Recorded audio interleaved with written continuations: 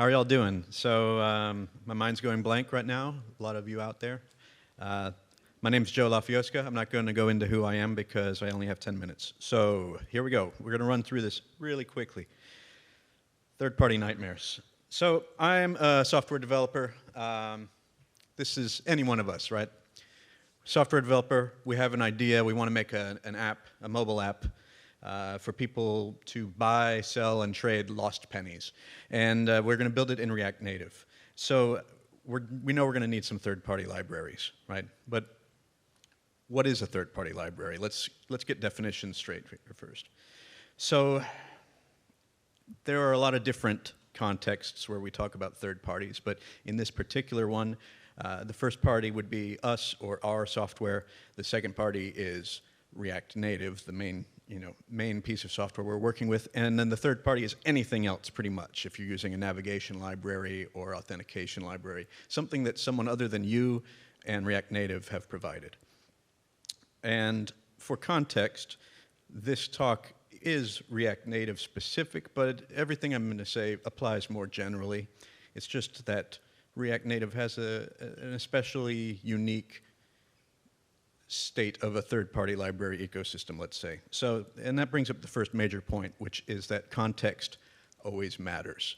And I don't have enough time to get into all the details I want to get into about everything here, so bear with me. But if you want to follow up on anything, find me later and we can talk out the specific details of things. But context always matters, and there's a two-word phrase that I think you can use to answer pretty much any question in computing. It was told to me by a teacher of mine a long time ago, and it is, it depends. So this is not a comprehensive talk by any stretch. I cannot cover everything. But in our story, we're trying to build this app. Which libraries do we want to use? We'll just pick them as we go. We'll just look around and see what we need. So the first thing is we want to implement authentication for our app, logging in. And React Native has so many third-party libraries. It's unbelievable. And the popularity of different third-party libraries fluctuates over time. Sometimes one of them is really hot for a while, and then people get tired of it, and something else comes up and replaces it. Or sometimes there are multiple that are popular at the same time. If you go look on Google, you're going to find articles like the 41 best React Native libraries to go use in your next project. I don't think that they're intending for me to use all of them in my next project, but maybe, I don't know. There's 11 different component libraries and so on, right? So there's a lot of stuff out there. How do you dig through it? I don't know. That's not why I'm here. What I'm just going to tell you is that there's a lot of them there. But no, part of the point of this talk is to talk to you as a potential library developer, right? If you're putting software out there into the ecosystem, I have some tips for you, and one of them is delineate the purpose and problem that your library, the purpose of your library and the problem that it solves, right? Make it very clear. Give context for why I should use your library, and tell your story. Why did you make that library? And so in our app, we decided we're going to use a pretty popular authentication library, which also does a lot of other things, and it's called the Acme Widget System Library, let's call it. And it looks easy. We get authentication set up in our app. Next, we want to implement navigation. Okay. Well, again, React Native has a lot of third-party libraries, and the library ecosystem is somewhat messy in certain places. So it can be hard to tell what's even usable for our needs or not. It can be hard to tell which libraries are even being maintained anymore. And for context here, I suggest sometime, if you feel like it, search NPM for React Native scrollable tab view, and you'll find 93 different packages. And it's not even clear which ones are functional or not. A lot of them have the same README from the original one that they forked it from. It's just not really obvious what's going on. This is obviously not the whole list either. So as a library developer, give a clear value proposition for your library. Like state why I should use it, and list any known limitations. Because I know when you're developing a library, you know you're not going to solve every problem. So list the known limitations up front, and then let me see that in the README. Another tip, stand out with quality. As you can see, there's a lot of stuff where it's hard to even tell one from another. If you put effort into your library, it stands out and you become one of the more popular ones. And like just one very small example there is consider offering first-class TypeScript support, for instance. Like there's a large portion of our community who prefer things that are easy to use for what they want to use, and a lot of us are using TypeScript, so think about it. So we're going to pick our navigation library for our application arbitrarily based on the one that looks easy to us, and we move on. We implement some kind of navigation framework. Next, we want to implement push notifications, and this is not fun. It's just not, sorry, and cross-platform and all that. So turns out, though, that the Acme widget system, which we used to implement authentication, also supports push. It's a little more complex than authentication, though, and we need some help. And how are we going to get that help? I don't know. Because there are too many avenues for support when it comes to our third-party libraries, and different ones tell you different ways to get that support. It depends on the project, and sometimes none of them end up helping you, and you end up having to do it yourself. When you do that, it's you know, you're often digging into someone else's code. You might not understand it. You might not have context for it. And so a tip to you as a library developer, consider integrating logging into your library. Make it easy for the DIY developer to hook into your logging for debugging.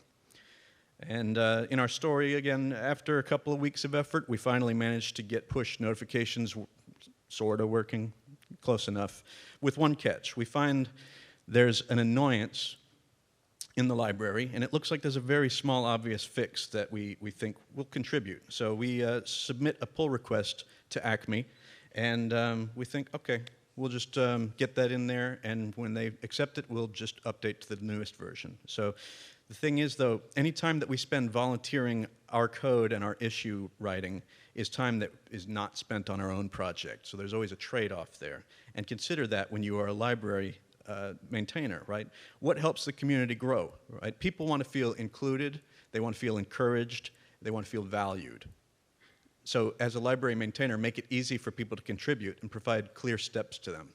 And consider non-code contribution, things like documentation or articles. What can everyone do to be involved? All right, so next we got to schedule a release party, even though we're nowhere near anywhere having a release on this app, but it's because we have pressure from our CEO, our partner.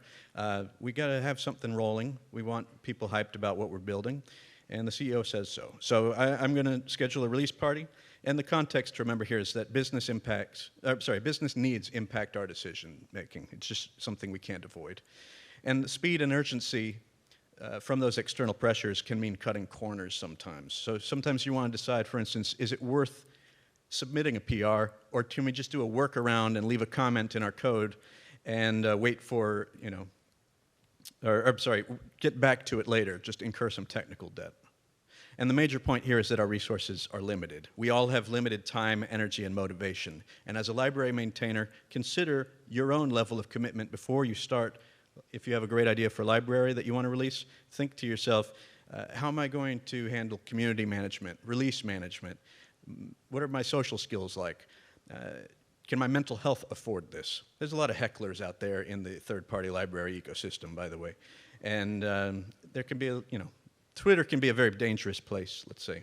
So next we want to implement media capture on our app, and we want people to be able to take pictures of pennies. Well, we're inexperienced with this, and there are multiple libraries with incomplete, overlapping, disparate feature sets. There's just things missing from each library, and you got to look at them and figure out, like, which of the bad options is best for you, or, do we roll our own? Do we want to write native code for this? If we don't have experience with it, that might not be a good idea. As a library maintainer, I suggest explain your code logic, especially if it involves native code setup. What is this code doing that I'm putting into my app, right? And consider the trade-offs of native versus pure JavaScript. Is the build complexity worth what you're getting out of it? So we run into some dead ends exploring the libraries, and we eventually get there, but it takes a lot of time. And then we get a response back from Acme on our pull request. They want us to update our PR and submit an additional documentation PR to their repos. Okay, well, responsibility ping pong is what I call that, right? Like, you're now switching context again. You got this notification from GitHub. Do you drop what you're doing on your own app and go back to working for this third-party library? Or do you just say, well, no, forget it? And the thing is, some people's first instinct, both on the maintainer side and the developer side, is no, you do it, right? Like, why should I do that effort? Well, this brings up the major point, the most major point, which is software is inherently social. And I do not have another 20 minutes to explain why that's true, but take my word for it and talk to me later. Software is inherently social. So think about how your users will feel about your library and about your responses, and respect their time and energy. And speaking of respecting your time, I have blown way through mine, so we're just going to really quickly say, we wanted to re-implement navigation on our app. We don't know what we don't know. We find out the navigation library has certain gaps that we weren't expecting. The maintainer of it says no new changes are accepted, but we can start our own fork. Well, guess what? If you expect people to be able to fork your library and make their own versions of it, maybe provide them steps, help them get there.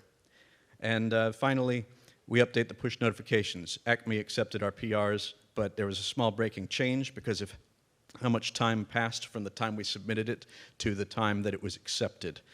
And as a library maintainer, again, consider how quickly do you accept simple PRs? How quickly do you accept complex ones? Do you trust people's code? Do you require them to pass reviews and tests? And how much of that can you automate? Or how much of that is, again, your time and effort? And how much else in your library is changing while you're accepting those PRs? Finally, we have the release party, minus the release, right? Because we're pretty far behind now. But that's just kind of how it's gone. So thank you very much. Sorry for running a little bit over. But thank you.